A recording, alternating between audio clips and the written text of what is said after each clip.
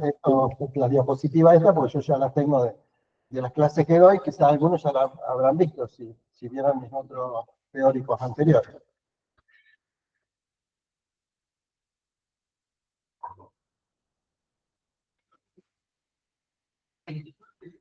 Bueno, la primera parte sería lo que es cómo vamos a analizar un paciente con un déficit focal neurológico. ¿Cuál sería la semiología y qué es lo que tenemos que ver, qué es lo que tenemos que hacer frente a un paciente con un déficit neurológico? Es muy corriente y es muy común, siempre lo recalco, que cuando un paciente presentamos a un colega o en algún seminario o lo que sea, que nos pregunten, ese paciente con una afección neurológica, ¿tiene signo de foco?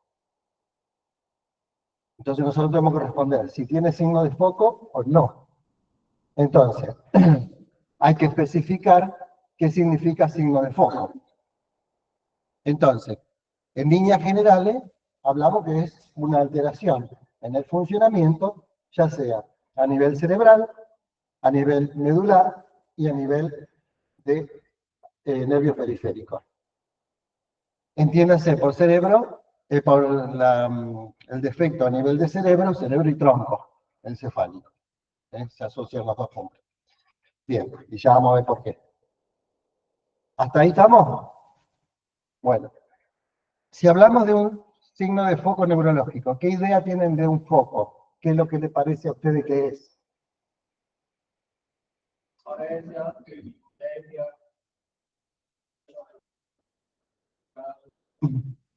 Bien, perfecto. Está bien, está bien. Bueno, eso para saber qué más.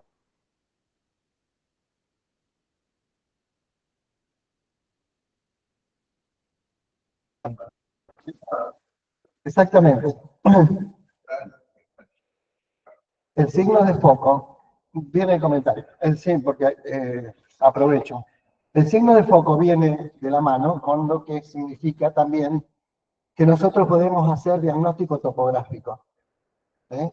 Porque de acuerdo al foco, dónde se encuentra el foco neurológico, entonces podemos decir si es a nivel de cerebro, si es a nivel de tronco encefálico, si es a nivel de médula o es a nivel de nervios periféricos específicamente. ¿Mm? Bien.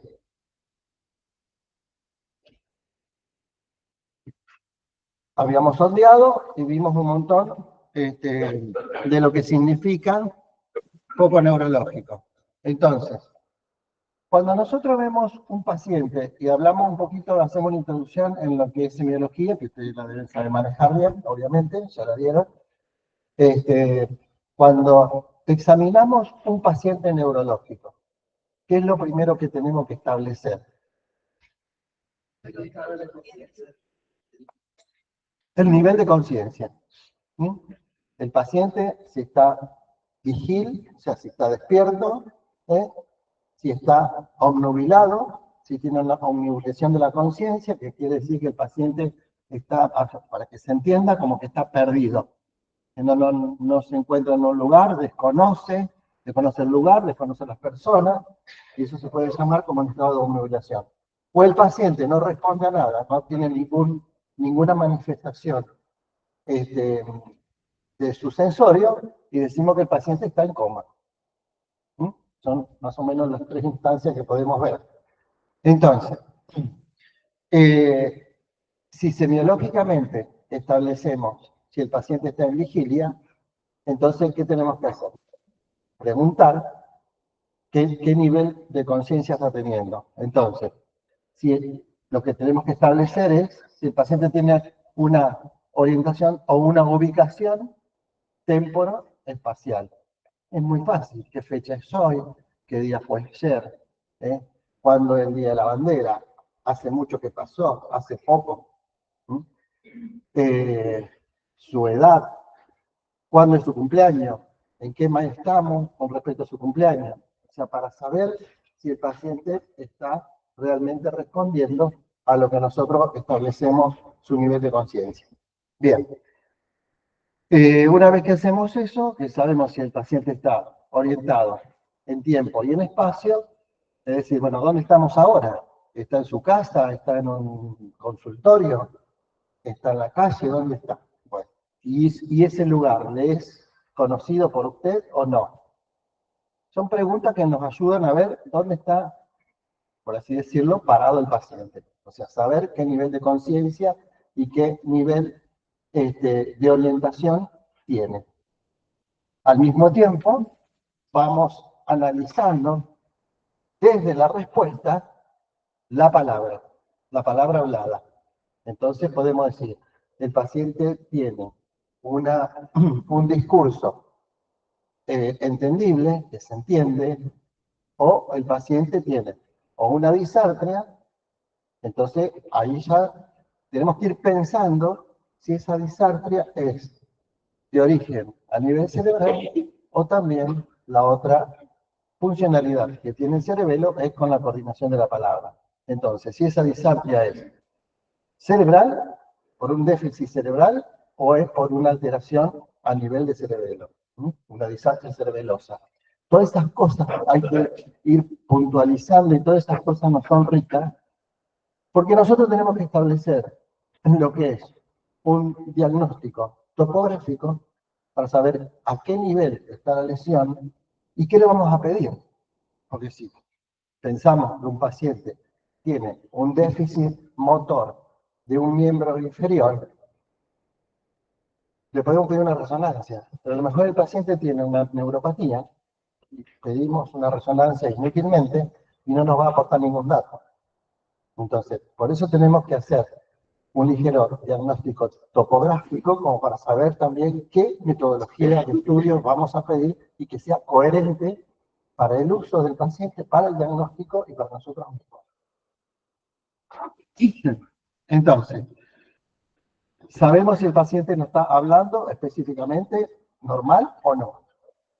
Después de eso, vamos a ir viendo qué otras funciones vamos a tener en cuenta. Cuando nosotros examinamos un paciente, semiológicamente tenemos que llevar un orden. Entonces, el orden sería ese. Primero, el estado de conciencia.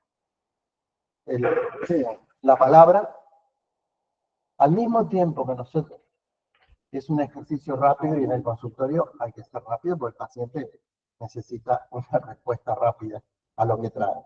Entonces, vamos viendo su nivel de conciencia, vamos viendo cómo es la palabra, le vamos mirando los ojos, cómo tiene las pupilas, cómo tiene la alineación en mirada primaria, si las dos pupilas, perdón, si los dos globos oculares están, mirada primaria significa mirada al frente.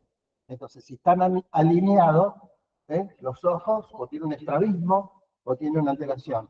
Al mismo tiempo vamos mirando los párpados, si están bajos, tosis, si no lo pueden cerrar, un déficit a nivel de qué par sería. ¿Cómo? Acá dicen 7. ¿Quién da más? Tercero, ¿qué más? Cuarto. Bueno, es una conjunción. Recuerden que tenemos 8 músculos, que son los que van llevando el ojo hacia arriba, abajo, derecha, izquierda, y a su vez hacia abajo y a la derecha, hacia abajo a la izquierda, hacia arriba a la derecha, hacia arriba a la izquierda, en un ojo individual. Entonces hay que ver si los movimientos son conjugados o no. Lo hago rápido, pero bueno, esto es fisiología, o sea, ya lo estamos repasando nomás. Entonces, bueno, estamos viendo si hay un déficit de solo ver al paciente. O sea, que todavía no lo tocamos al paciente. Y miren todas las cosas que podemos ir sacando desde el punto de vista neurológico de los signos de foco que puede presentar el paciente y nosotros ya ir viendo o haciendo un apartado de los casos problemas como para después hacer un diagnóstico topográfico. Bueno, entonces, una vez que establecimos todo eso, que lo miramos al paciente, que le vemos a nivel de los ojos, como habían dicho por ahí, la comisura labial, que también es importante, si está central, si está desviada hacia un costado y cuál es el que se desvía, si está caído un pómulo o no, si babea. Todo eso es para para mirar, y todos esos son signos de foco neurológico. O sea, si me dicen, un paciente que está con una desviación de comisura labial, y me dice, ¿tiene signo de foco? Sí. ¿Cuál es el signo de foco? Desviación de la comisura labial hacia izquierda o a derecha. ¿Mm? Bien. Acá está un poco más ordenado, en el sentido de que ya pasamos todos estos datos que yo ya les fuimos analizando, y pasamos a ver el paciente en sí. Entonces, estudiamos la fuerza. Y entonces, con respecto a la fuerza, vamos a ver qué cambios hay a ese nivel. Una parencia, una parálisis, y hay una diferenciación entre paresia y parálisis. Y al mismo tiempo pregunto, ¿cómo se toma la fuerza muscular? O sea, ¿cómo sabemos nosotros que el paciente tiene ese déficit de la fuerza y con qué lo vamos a medir? ¿Cómo lo medimos? ¿Cómo? Comparando la fuerza entre los. Ajá. Bien, ¿y contra qué? Yo le pregunto todo esto para que se les grabe, no por informarlos, sino para que lo aprendan. Bueno, el compañero dice, y está bien, esa es la maniobra de Barré. Brazos extendidos, y se ve si alguno tiene un déficit, en realidad una caída. Brazos así, y el paciente puede hacer esto. Bien. ¿Por qué cae?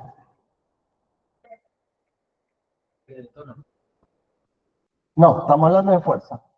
El tono es otra cosa, eso lo vamos a ver. Por una disminución del reclutamiento de la placa, puede ser por una disminución de señal cerebral. Está bien, es una estupidez lo que, pero para que no se olviden nunca más de esto y cuando lo digan con certeza. Porque no puede sostener contra la gravedad. Nosotros sostenemos contra la gravedad, tenemos fuerza y sostenemos contra la gravedad. Agarramos esto y lo levantamos. Contra la gravedad. Tengo fuerza contra la gravedad. Entonces, eso es lo que nos está marcando la pérdida de fuerza.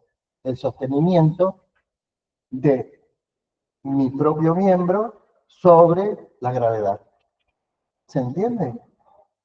Brazos así, el paciente cae. Cae porque no puede hacer fuerza contra la gravedad. ¿Mm? Entonces, después lo leen de semiología. Lo normal es 5 para 5.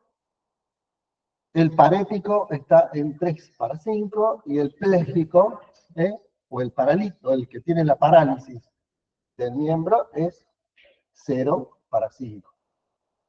¿Se entiende?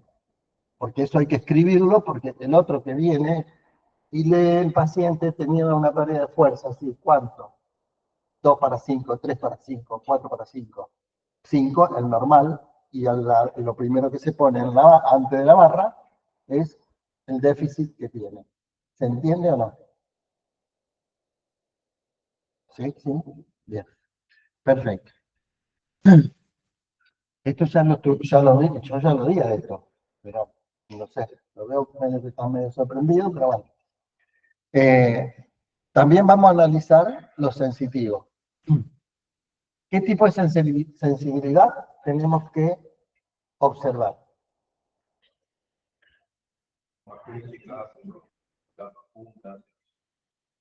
Bueno, pero la clasificación son dos. ¿Cómo? Superficial y profunda. Por eso son dos.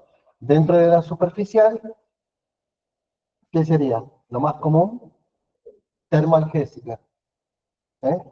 La sensibilidad que se puede tomar con una agujita para ver, recorrer todo el miembro o las raíces nerviosas que estamos estudiando para ver si hay un déficit o no. Y si hablamos de térmica, con frascos, tubitos, perdón, de, de agua tibia, caliente, fría, y le vamos pasando al paciente para que él vaya diciendo. Con respecto a la profunda, ¿cuáles tenemos?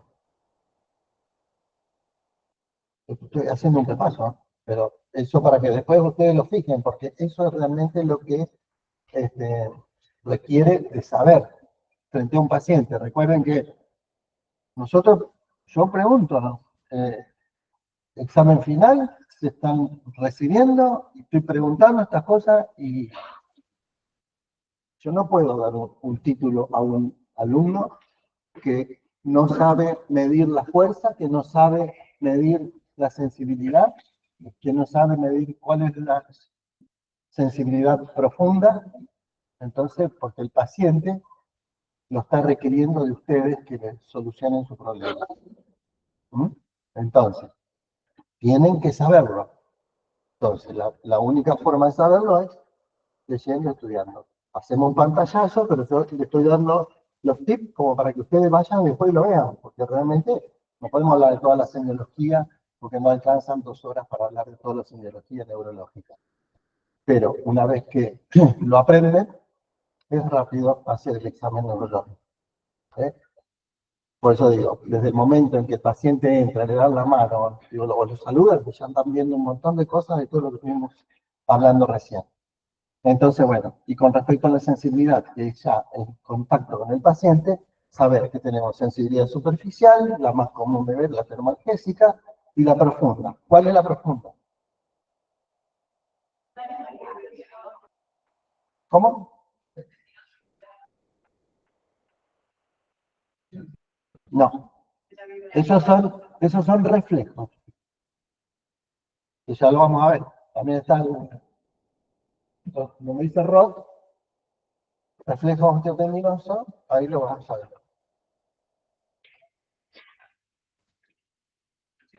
¿Cómo? Propiocepción. ¿Y cómo la medimos? ¿Cómo lo...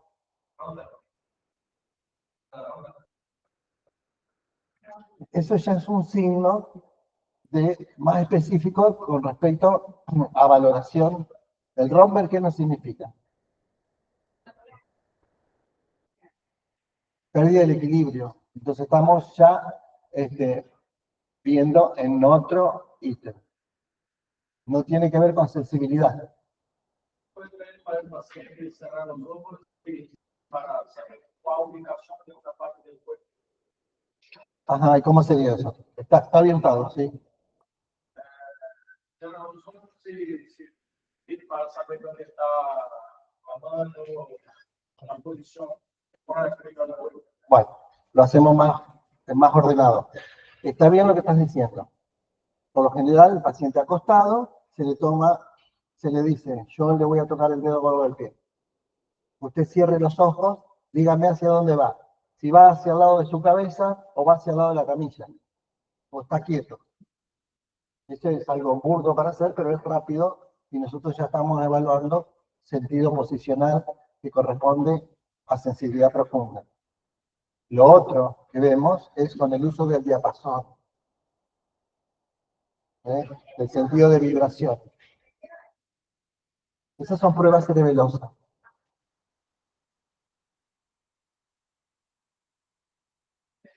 Bueno, entonces, se dan cuenta que medianamente tienen que conocerlo a eso, tienen que saberlo. Bueno.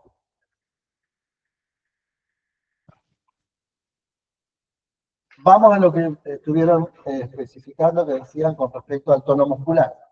El tono muscular es, entonces, más allá de la fuerza, el sostenimiento del miembro o la articulación en una posición, o extendida o flexionada.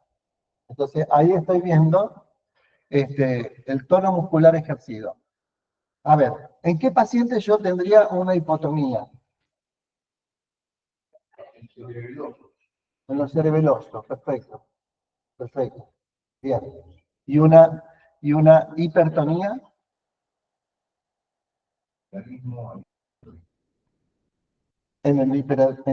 Bien. Por afección del sistema piramidal, bien. ¿Y dónde más tendríamos una hipertonía? Les doy una punta. Cuando se pierde una inhibición, entonces queda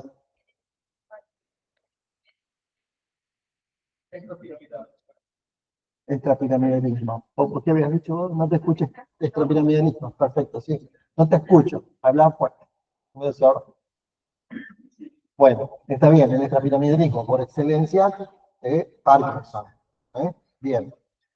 Eh, una hipertonía que viene desde el punto de vista de la vía piramidal, por ejemplo, una ciencia vascular. Bien. Vamos a los reflejos osteotendinosos. Los reflejos, con qué usamos para los reflejos? ¿Eh? Martillo de reflejo.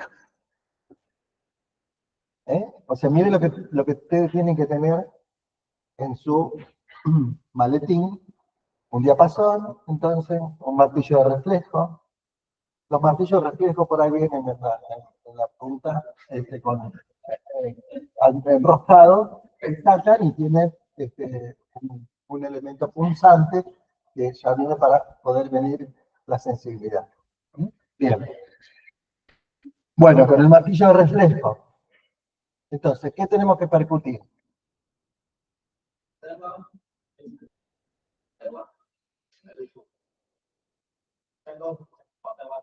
El reflejo patelar, está perfecto. Bueno, ¿y cómo lo hacemos? ¿Qué percutimos? Sobre el hueso no, sobre el tendón. Nosotros lo que medimos es la respuesta que se genera al percutir el tendón hacia arco reflejo y vuelve la respuesta con el reflejo. Eso es lo que estamos buscando. Entonces, ese reflejo puede estar en más o en menos. ¿Dónde vemos hiperreflexia? O hablan o escuchan, no se puede hacer todo a la vez. Si no están interesados, la vía piramidal afectada, la ayuda de reflejo.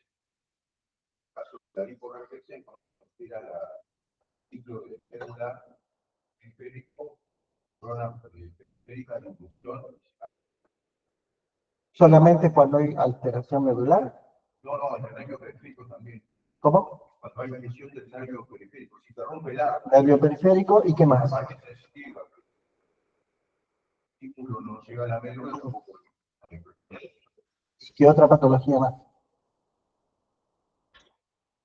Médula, nervio periférico. Médula, nervio periférico. ¿Y qué contribuye con el tono? Cerebelo, Cerebelo, perfecto. Pero hay que pensarlo. ¿Cómo? la calidad del reflejo también va. Exacto. Bueno, lo que tenemos en el paciente con una hiporreflexia por una afección cerebelosa es una disminución del tono y el reflejo sale de tipo pendular. Si percutimos el miembro inferior y entonces hace ¿por qué? Porque le falta el freno inhibitorio del reflejo. Entonces tiene un reflejo pendular. Bueno,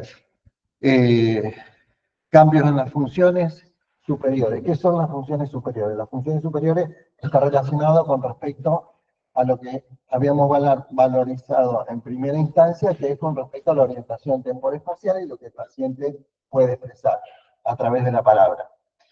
Entonces, si el paciente no habla, ¿cómo se dice? Afasia, el paciente está afásico, no puede hablar. ¿Esa afasia cómo puede ser? ¿De expresión o de comprensión? Bien, ¿y qué más?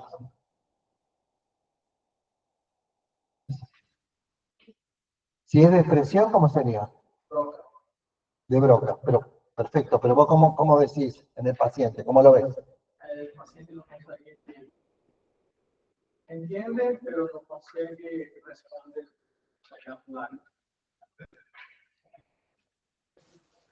Y si el paciente, si el paciente habla, ¿tengo una afasia o no?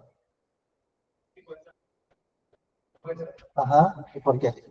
Porque si no, único de la fase de la novia, el paciente habla, hay que revisar la cabeza. Perfecto, muy bien. Y entre eso, por ejemplo, lo que podemos ver es, hay una clasificación de afasia, y lo más común es la afasia nominal. ¿Qué significa la afasia nominal? Que no pueden nombrar. Por ejemplo, ¿qué es esto? Una pera.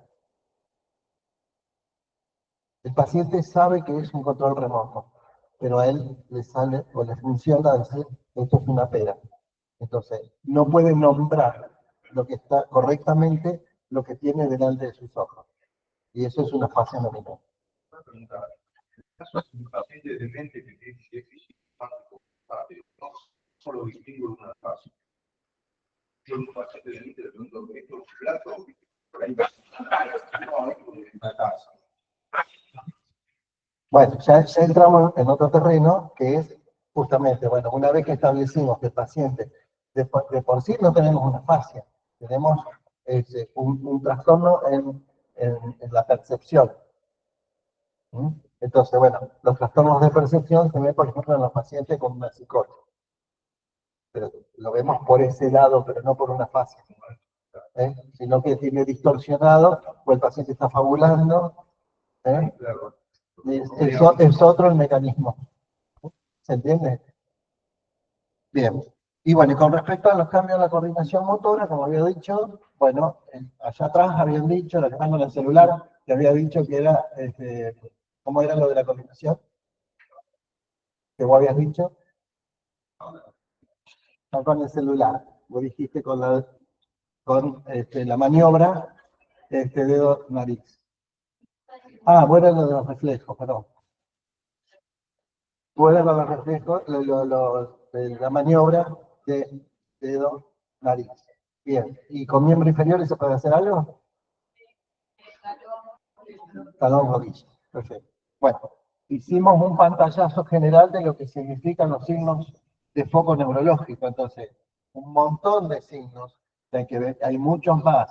Así que esto es una guía como para que ustedes vayan viendo lo que significa el examen neurológico. Y esas alteraciones focales, ¿a qué pueden representar? Como yo había dicho, lo que nos sirve es para saber topográficamente dónde podría estar la lesión. Y tenemos como las causas más representativas enfermedades desmielinizantes. ¿Qué pasa en las enfermedades desmielinizantes? ¿Qué es lo que está afectado? ¿Mm? La transmisión del impulso nervioso a través de la vaina de piel. O sea, que el sistema inmune destruye la vaina de mielina y ahí los impulsos nerviosos sí que no van a tratar. Vos estás hablando del nervio periférico. Sí. Y si yo te digo la desmielinización cerebral, ¿dónde ocurre?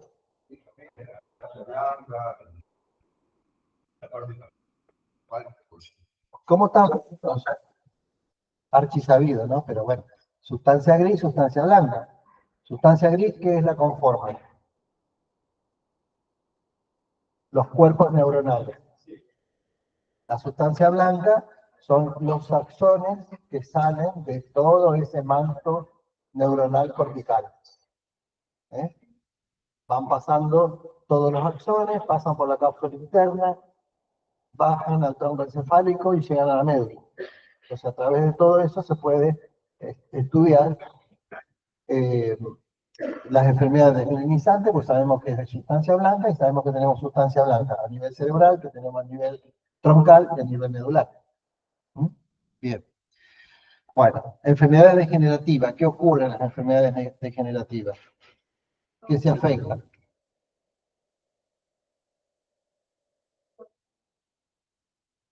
Puede afectar la sensibilidad y la parte. Está bien, pero ¿qué es lo que está afectado? ¿Qué se degenera?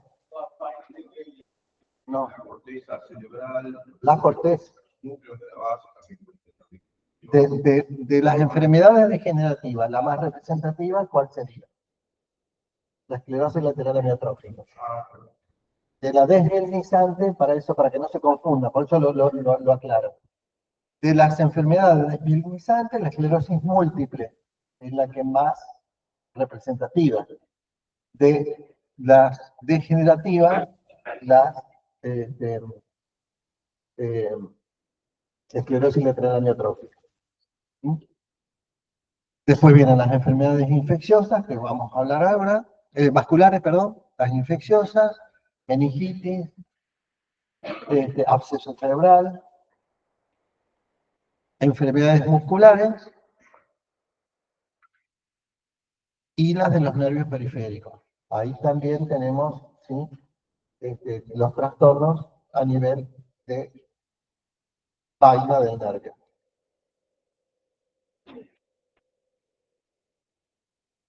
¿Cómo lo vamos a estudiar? ¿Cuál es la metodología de estudio? Como dijimos anteriormente, es importantísimo lo que es la anamnesis, lo que es el examen físico. Después de eso pasamos a la rutina, o sea, la rutina de laboratorio, de análisis clínico que pedimos, lo básico, y después ya nos vamos a lo más específico.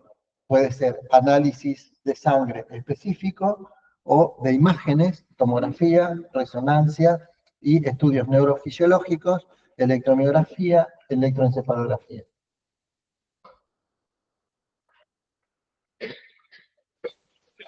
Cerramos con signo de foco. O sea, que ya saben qué es lo que tienen que identificar y qué es lo que tienen que nombrar cuando alguien pregunta si tiene signo de foco neurológico este paciente con esta afección. Enfermedades vasculares. Específicamente vamos a hablar de lo que es la ciencia vascular, dentro de eso lo isquémico.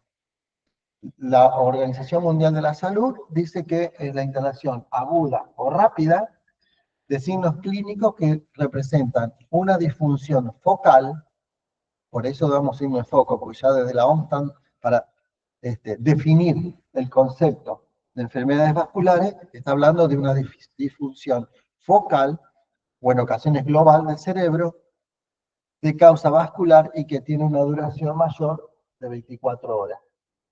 El tiempo es importantísimo para el tratamiento y para identificar cuál puede ser la alteración que está padeciendo el paciente. Bien, dentro de las enfermedades vasculares del sistema nervioso central, tenemos que identificar el infarto cerebral, la hemorragia cerebral o intraparenquimatosa, o hematoma intraparenquimatoso, y la hemorragia subaracnoidea. Como clasificación práctica. Las enfermedades vasculares, y hablaba un poquito de epidemiología, como para saber dónde estamos, o sea, qué orientación tenemos con respecto a esas enfermedades, y es la tercera causa de muerte, luego de las enfermedades cardiovasculares y el cáncer. Segunda causa de muerte en pacientes mayores de 85 años, es la primera causa de invalidez en el mundo, y la tasa de prevalencia es entre 500 y 700 casos por cada 100.000 habitantes. Bastante frecuente.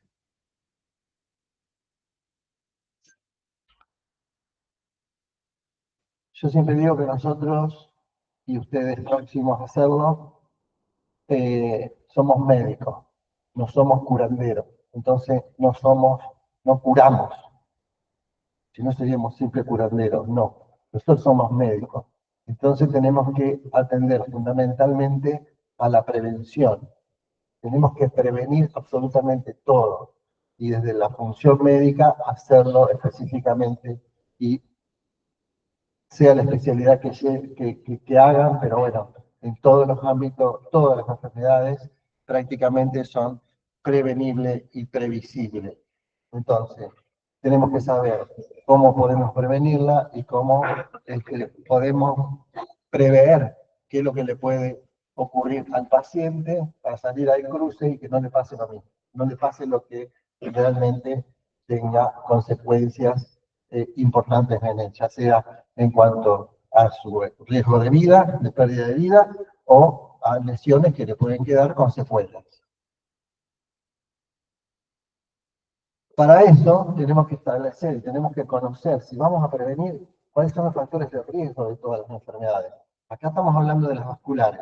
Entonces, bueno, tenemos que saber y establecer los patrones de factores de riesgo, modificables o no modificables. Lo que podemos modificar, y eso es lo que tenemos que estar atentos, porque eso sí lo podemos hacer. Los no modificables, no podemos hacer nada, pero bueno. Dentro de los modificables, los más frecuentes, hipertensión arterial, enfermedades cardíacas, dentro de las enfermedades cardíacas, fundamentalmente en la parte vascular, son las arritmias, diabetes, las dislipemias, hipercolesterolemia, obesidad, tabaquismo, alcoholismo.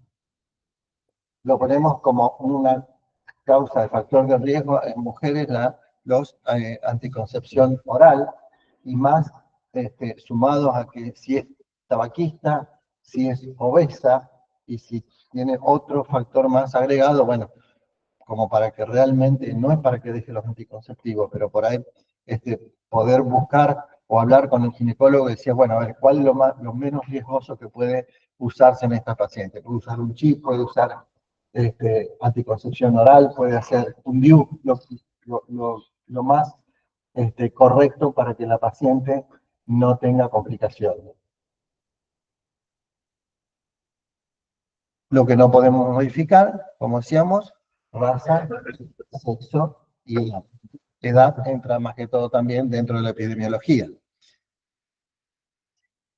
Y dentro de la patología isquémica, lo que vamos a tener más específicamente, habíamos dicho que según la definición de la Organización Mundial de la Salud, eran todos los eventos vasculares focales que tenían una duración mayor de 24 horas. ¿Por qué? Porque hay alteraciones vasculares que pueden estar menos de 24 horas. Y eso sería el accidente isquémico transitorio, que es un episodio breve de pérdida de la función neurológica con un signo de foco atribuido a un evento isquémico y que no haya otra posibilidad de otra causa. Dura menos de 24 horas y el paciente, para que sea un accidente isquémico transitorio, tiene que retrogradar todos los síntomas que tuvo y en los estudios de neuroimagen no encontrar ninguna alteración correspondiente a ese evento.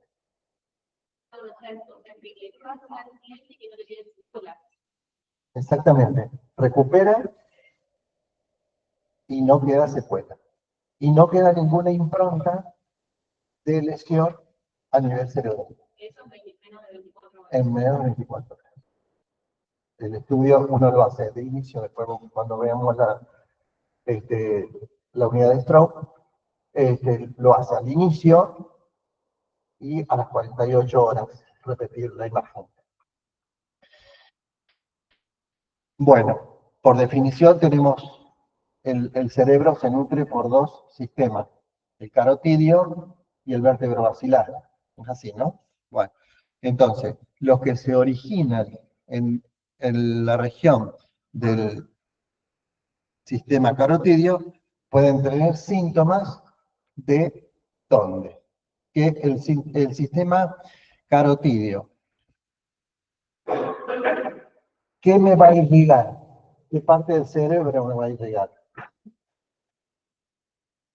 O sea, trombocefálico, cerebelo. El carotidio.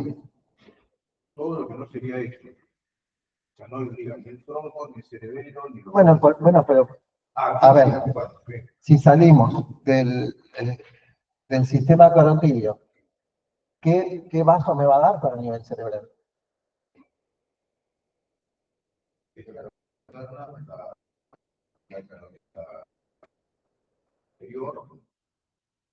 Perfecto. Entran al cerebro. ¿Cuáles entran? Hay dos arterias.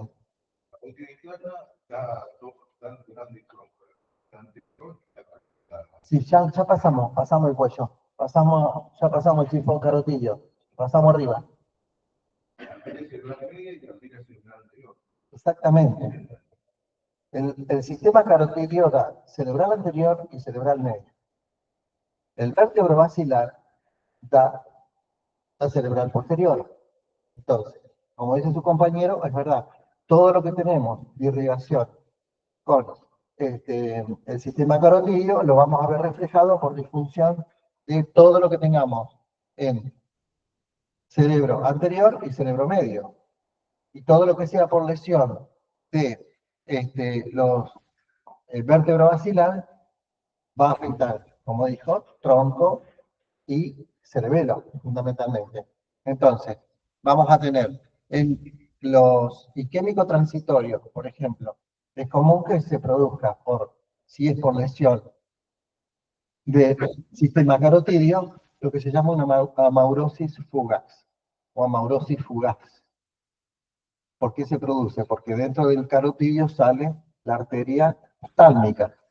La arteria oftálmica puede sufrir una obstrucción y entonces, por lo tanto, el paciente, en el momento de la obstrucción, deja de ver. El paciente queda con una ceguera. Esa ceguera puede ser uno de los signos más frecuentes y comunes de aparecer en los isquémicos transitorios, y obviamente que es lo retrograda, no queda ningún tipo de secuela y no queda ningún trastorno de la visión. Pero porque viene del sistema carotídeo. Si pensamos que el paciente tiene vértigo, tiene trastorno de la deglución, o sea, tiene una disfagia, o tiene también una disartria por una alteración cerebelosa, como habíamos dicho anteriormente, o una ataxia o una incoordinación, estamos hablando de que eso corresponde a cerebral posterior, o sea que corresponde a vértebro basilar. Ve cómo van haciendo diagnóstico topográfico de solo tener los síntomas y con un simple conocimiento de cuáles son, qué partes irrigan y qué órganos vamos a tener afectados.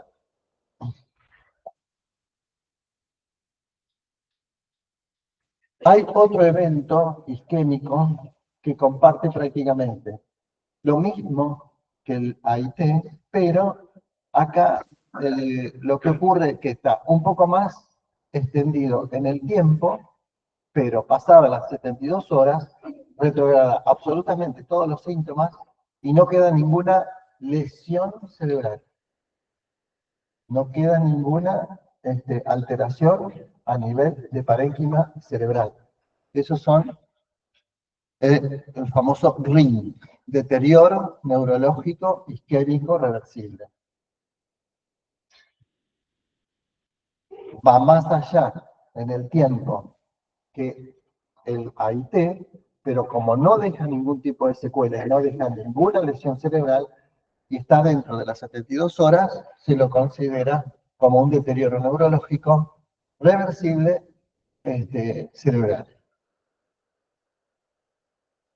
Y más allá de las 72 horas y con una lesión demostrable a través de imágenes en sistema nervioso central, tenemos lo que es el accidente cerebrovascular o el infarto en evolución.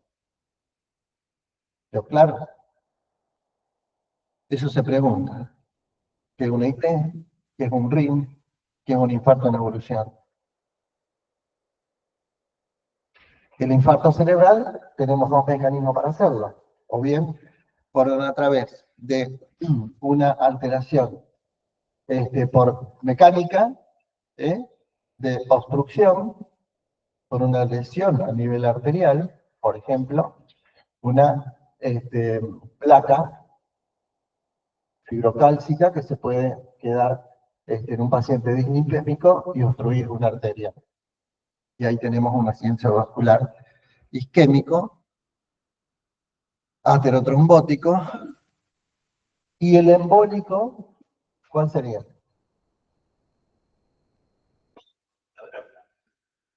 ¿Cómo?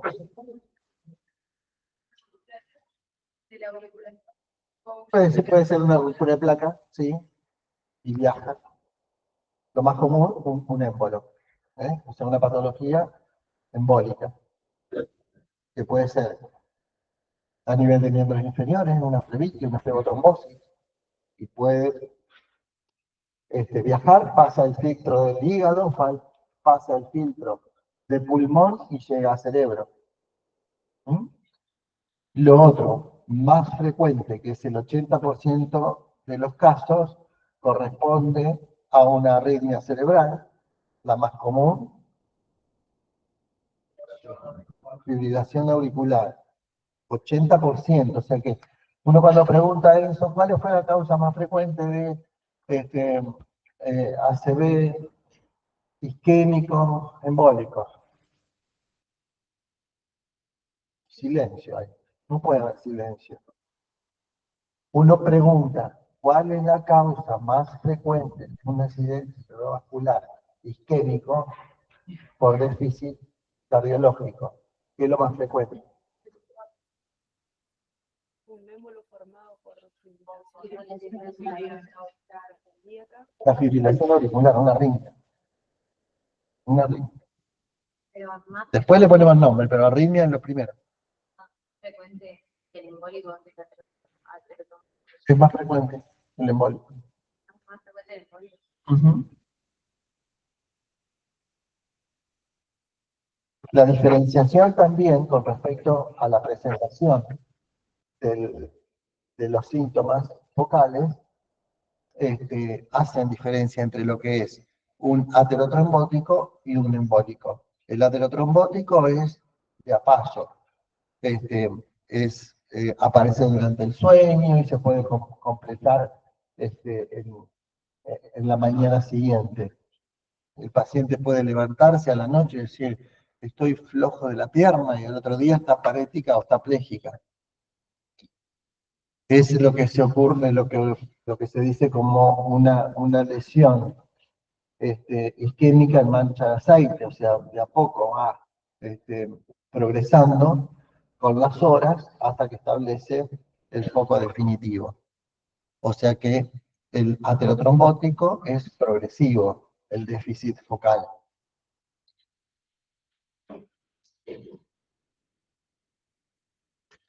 Y el embólico es todo lo contrario, o sea, es de instalación súbita, brusca, no tiene pródromos, excepto que tenga el antecedente después de padecer o estar en tratamiento por una fibrilación auricular o una arritmia, una ATT o lo que sea.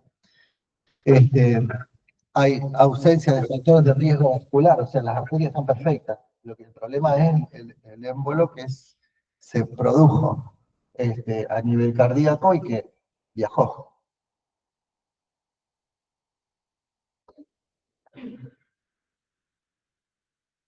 Los vasculares prácticamente lo que ocurre es una ruptura de una arteria, y por lo tanto la extravasación de sangre al cerebro, o troncoencefálico o médula, y la consiguiente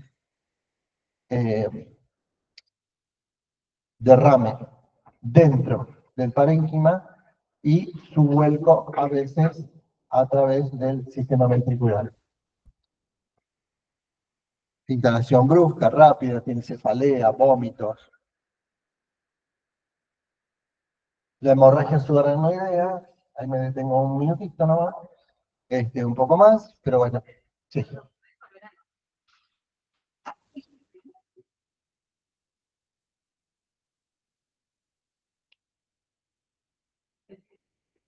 ¿Ya está? ¿Ya está? Bueno. Bueno, con respecto a la hemorragia subaracnoidea, sabemos que el 90% producido por aneurisma cerebral o bien una malformación vascular que ocurre en forma brusca, puede aparecer vómitos intensos, el dolor de cabeza, tiene que prestarle mucha atención a los dolores de cabeza cuando viene el paciente. A veces están en la guardia, están cansados, a las 3 de la mañana viene una paciente, me duele la cabeza, me duele mucho. ¿Y cuándo empezó esta mañana? Y te dolía esta mañana y venía a las 3 de la mañana, pero lo que pasa es que él no lo va a tomar. Bueno, tome un analgésico y mañana vaya a ver al neurólogo. Y la paciente está con una hemorragia tuve una idea, llegó a la esquina y se murió. Eso pasó, yo ayer tuve de clínica y tutora que atendió una paciente que de hecho ella fue a un SAMU y tenía una cefalea intensa, que no le pasaba para nada, le dieron analgésico y bueno, andate a casa del cansar. El dolor seguía y la semana la llevó al provincial y la paciente tenía como Es muy común que pase eso. Mi hermana vive en Santa Fe, yo estoy de allá, pero después me vine para acá y me quedé acá. Le pasó a mi hermana dolor de cabeza hace en marzo. Dolor de cabeza intenso, intenso, intenso. Yo, anda a la guardia, por favor, que te hagan una tomografía. Yo desde acá mandando. Bueno, fueron a la guardia y dicen, no, no, no. Fue como a las 10 de la noche, no, no, no. Está todo bien, toma un analgésico, vaya a su casa, está con un poquito de presión, así que relájese y ya se le va a pasar. Bueno, al otro día estaba peor. Se te cayó el párpado. Distinto, obviamente. Bueno, la cuestión que se le hizo una angioresonancia, tenía un aneurisma que había hecho un pequeño sangrado y para variar, no solamente tenía uno, tiene dos, un aneurisma en espejo, tiene dos, uno ya se le trató y ahora falta el otro. Está bien, por suerte, a pesar de los médicos. Entonces, por eso digo, esas cosas no pueden ocurrir. No pueden ocurrir. Así le duele el dedo del gordo del pie. A veces tiene un ataque de gota. Entonces no lo tomen a la ligera, por más cansado que estén en la guardia. Y bueno, el paciente no tiene la culpa que vengan muchos pacientes a la guardia. Entonces, todo paciente hay que verlo como si fuera el primer paciente que ven en el día. Con todas las ganas y con todas las ínfulas para tratar de solucionarle el problema. En el momento, no que venga mañana. Bueno, como habíamos dicho, bueno, lo más frecuente es la ruptura del aneurisma arterial o una malformación arteriovenosa. La evolución puede presentar un síndrome focal y acá hay que tener en cuenta, esto es un poco ya más de la evolución del paciente que ya está diagnosticado, de su aneurisma, pero una de las complicaciones más frecuentes y ocurre es en del séptimo al 10º día de la ruptura del aneurisma. El paciente, muchas veces hay que estabilizarlo, el paciente no se puede operar en el momento, entonces el paciente está internado, está en terapia intensiva, con todos los medios de adquisición, monitoreado, y hay que esperar entre el séptimo o 10º día en un gran porcentaje de pacientes lo que es un vasoespasmo arterial o un resangrado. Y ocurre, así que después vamos a ver rápidamente en la prevención y en el tratamiento, que eso lo tenemos que controlar y se medica específicamente. Bueno, el vasoespasmo que puede presentarse a cualquier nivel arterial, no solamente a nivel de la arteria que se rompió, que era la que tenía el aneurisma. Y posteriormente, del séptimo al 10 días de iniciado el cuadro. El resangrado ocurre en el 30% de los casos. El vasoespasmo ocurre en un porcentaje mucho mayor. Y obviamente que aumenta la mortalidad. Si hay un resangrado, obviamente que si el primero fue importante y este otro aporta mucho más sangre, o sea que más hipertensión endocraniana, más lesión a nivel de parénquima encefálico. Los estudios complementarios, por eso primero hagan una tomografía. Lo primero que vamos a ver en una tomografía es el sangrado. Yo después tengo una diapositiva para mostrar de lo que es una hemorragia subdermoidea y cómo se ve en una tomografía de inicio. Entonces, en este momento ya sabemos que la tomografía es de fácil acceso prácticamente en todos los establecimientos de salud poseen, y si no poseen uno cerca, o sea que eso no puede un paciente con un dolor intenso, intenso, intenso, y más si tiene un signo de foco, no hacerse una tomografía de inicio.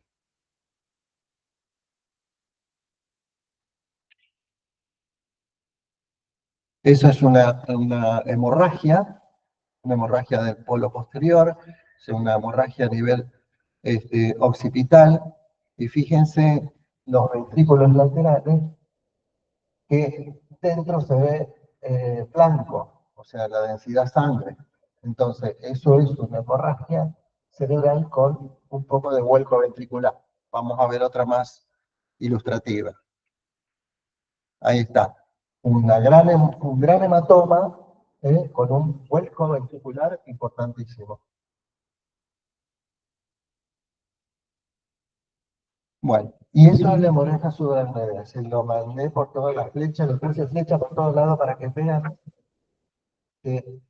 por dónde se extravasa la sangre. O sea, por gravedad, la sangre va abajo.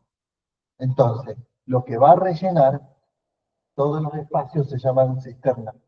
Entonces, llena toda la cisterna de sangre, y fíjense a nivel del cuarto ventrículo, también todo lo que es el depósito de sangre viene en la base de cráneo. O sea que un paciente, podemos ver esto, o sea que ya hacemos diagnóstico. Entonces el paciente no se va, se le da una respuesta. Una hemorragia, bueno, pasa a terapia intensiva y ahí se queda, y la controlamos y la evolucionamos, y si son las 3 de la mañana se queda y mañana seguimos con los estudios, pero ya la estabilizamos, ya la dejamos ahí. Lo que es la isquemia, entonces, en un paciente con un accidente cerebrovascular se le hace una tomografía de ingreso, a veces no se ve absolutamente nada, y se repite a las 48, 72 horas, y aparece la imagen del infarto cerebral. Creo que había otra. Sí. A nivel parietal, una lesión hipodensa que también remeda lo que es un infarto cerebral.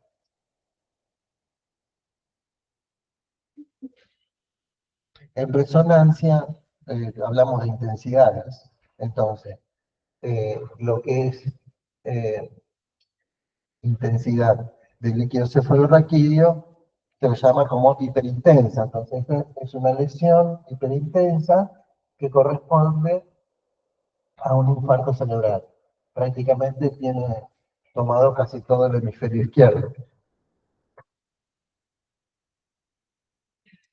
En resonancia, como se ve la hemorragia también, en un T2 invierte lo que es líquido cefalorraquídeo y líquido sangre. Entonces, ahí hay una diferenciación y por eso se ve diferente el vuelco ventricular de la sangre que se diferencia perfectamente del líquido cefalorraquídeo. Bueno, los estudios complementarios, angioresonancia, ecodoppler, de vasos de cuello, porque tenemos que ver cuál es el territorio que puede estar afectado.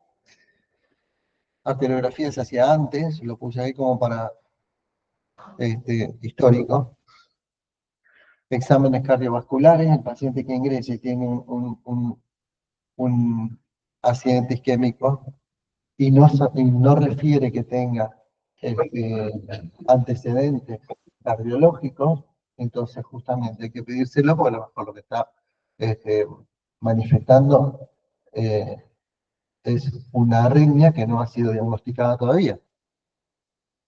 Entonces, el paciente entra y bueno, vamos a ver después en la unidad de stroke todo lo que hacemos. Bueno, exámenes hematológicos, pacientes con tratamientos anticoagulantes y todo eso que puede generar la provisión de ACVs hemorrágicos.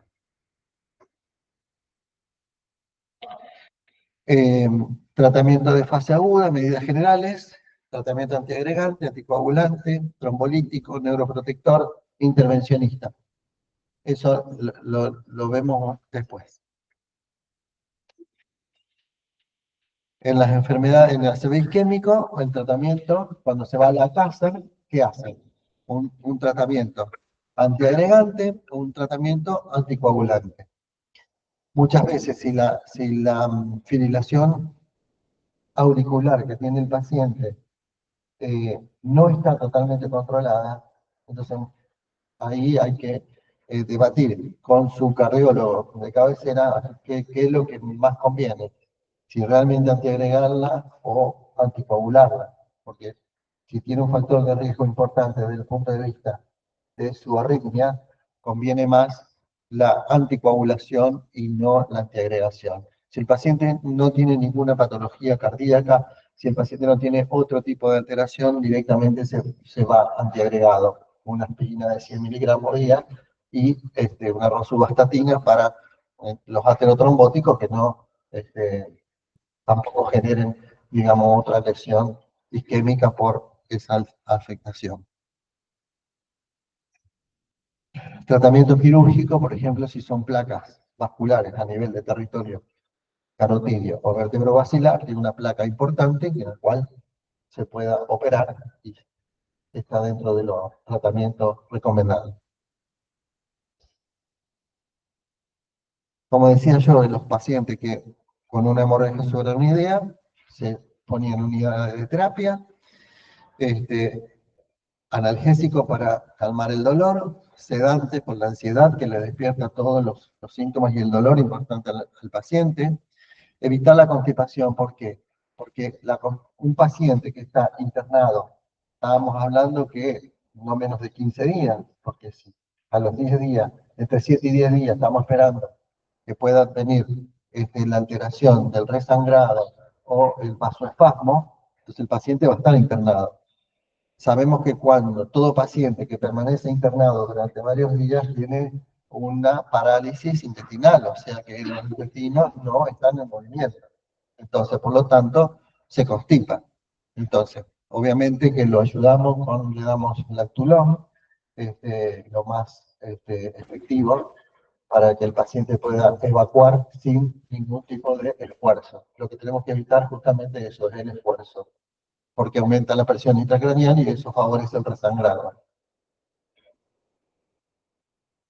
Para evitar el vasoespasmo, se usa un vasodilatadores. Dentro de los vasodilatadores potentes es la nimodipina. Se usa 60 miligramos cada 4 horas. La sangre es un elemento irritativo. Entonces, la neurona cuando se irrita tiene dos formas de responder, en más o en menos. Si es en más, hace convulsiones, si es en menos, entra en coma. Entonces, si la hemorragia es muy importante, se le da un anticonvulsivante. Por lo general se le da fenitoína, a razón de 100 miligramos cada 8 horas. Durante el periodo de tratamiento, en sala de terapia intensiva, posterior a la resolución quirúrgica y incluso hasta 8 meses de tratamiento y después se ve justamente el cirujano le da de alta y pasa a los neurólogos del paciente. Entonces, bueno, nosotros somos los que dicen, los neurólogos clínicos somos los que decidimos qué tiempo va a estar con el anticonvulsivante.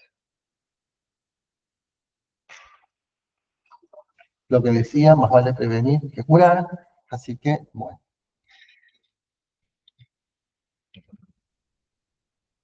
Bueno, no tengo diapositivas, pero esto sí es para hablar porque es algo más de experiencia y al mismo tiempo lo que se está utilizando en todos los centros de salud. La mayoría, o los que se consideran de alta complejidad, tienen una unidad de stroke. ¿Habrán escuchado lo que es unidad de stroke? Stroke significa accidente, entonces, unidad de stroke en neurología significa fundamentalmente enfermedades neurológicas con las cuales su foco neurológico es importante, por lo cual entra a la unidad de stroke, más si se sospecha que es un accidente cerebrovascular. Entonces, ¿de qué manera el médico general puede estar en concordancia con este centro de stroke? Incluso capaz que ni lo conoce. pero porque el médico de guardia, el que va en la ambulancia o el médico de cabecera o quien la atendió, digamos, es el que recibe el paciente primero, el que ve los primeros datos, el que está sabiendo cuándo ocurrió, los minutos que están pasando, a qué hora comenzó. Porque en la unidad de stroke lo que se valora es eso, y vamos a ver los isquémicos para el tratamiento, se valoran las horas y es primordial. Entonces, un paciente identificado con un accidente cerebrovascular, urgente llevarlo a una unidad de atención donde tengan un tomógrafo, porque lo primero que necesitamos es ver qué es lo que está pasando. Entonces, una unidad de stroke está formada por un neurólogo, cardiólogo, un intervencionista, ¿m? Enfermeros especializados, laboratorio, y bueno, y todo para hacerse en el momento. Y obviamente tener, contar con una sala de imagen. Entonces, paciente llega, lo identifican que tiene ACV, pum, pasa a la sala de stroke, lo recibe el neurólogo, el cardiólogo, electrocardiograma, evaluación neurológica, pasa a tomografía, se le hace la tomografía, ve si se ve algo o no. ¿Qué significa si se ve algo o no? Si se ve sangre o no. Porque eso es lo que uno está buscando en el momento agudo. Si realmente tiene una hemorragia, si tiene una hemorragia ciudadana con idea, o tiene un acceso isquémico, y por lo tanto dijimos que en las primeras 24 horas no vamos a ver absolutamente nada. Entonces, si no vemos nada, lo vemos como un accidente cerebrovascular isquémico y vamos a ver qué es lo que ocurre.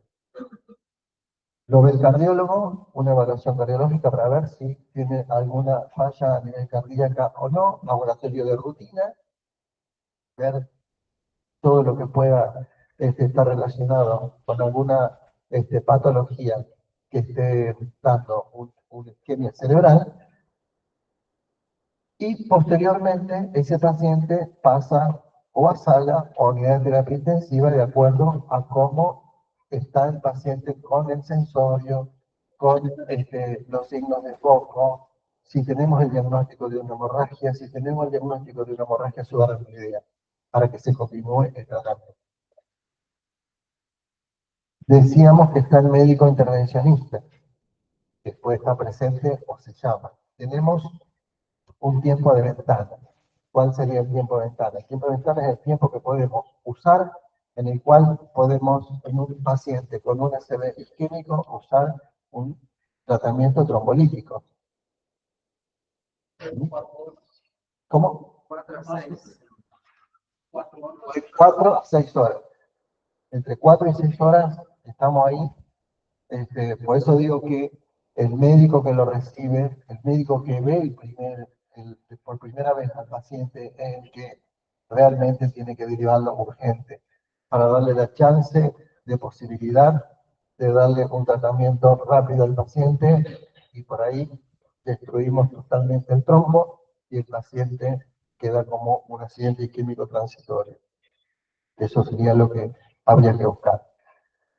Y la mayoría, vuelvo a repetir, la mayoría de los grandes centros médicos tienen una unidad de stroke. Así que, más que todo es este, evaluar el paciente y derivarlo para mayor control y mejor tratamiento. Y como seguimos diciendo lo mismo, nosotros los que estamos en primera línea, porque ellos van a ser los que lo van a tratar, que tenemos que hacer es prevenir que el paciente no tenga mayores complicaciones. Por eso digo que tenemos que prevenir, tenemos que estar en la prevención de todas las patologías, y especialmente si estamos frente a una patología, que esta patología se resuelva lo más rápido posible. Entonces, de esa manera es como se puede resolver al paciente la vida. ¿Mm? Bueno, suficiente.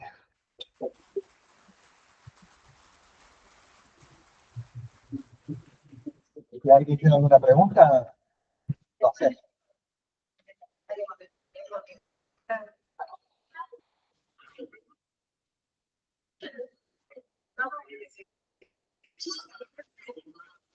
Entonces, la sangre en la tomografía sería hiperdensa. Hiperdensa. Sí, en la tomografía hablamos de densidad. Y en la RMI En la densidad. intensidad.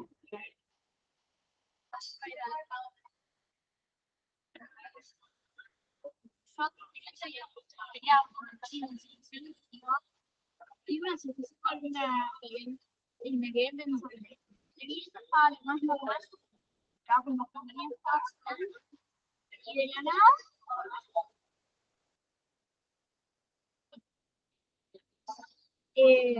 y fue formando la señora Liz Luis, la reina Martín de la Magna, que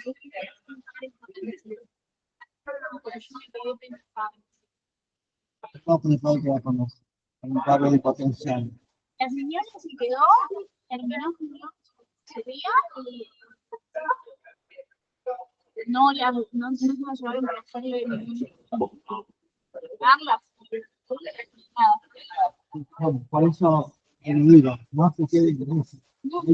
Esa paciente tendría que ver con el estudio de 24 horas de información. Y encima, que ella no era de acá, iba a viajar con su marido. No, todo mal, porque esa paciente, si era una encefalopatía isquémica, Estaba pensando, ahora que lo vi ahora que me quedé pensando. yo no podía ir al viaje, porque ese grande es infarto. Porque se dan cuenta que es una boludez. Esto se lo olvidaron, no sé dónde lo pueden dejar. ¿Dónde? Salí acá. Bueno, Así que no hay que dejarlo de lado, no hay que dejarlo pasar. y por eso el presidente clínico transitorio, por más que en imagen no veamos nada, se trata igual, lo podemos tratar con la clínica. No, sí se trata del bilateral y del antibiótico, antidiurético. Buenísimo. Yo quería preguntar cuál sería el mejor anticoagulante para Anticoagulante y el derivado del anticoagulante. Y bueno, antiagregante, la aspirina. ¿La aspirina, la Sugrel o el Capidogrel se usa tanto?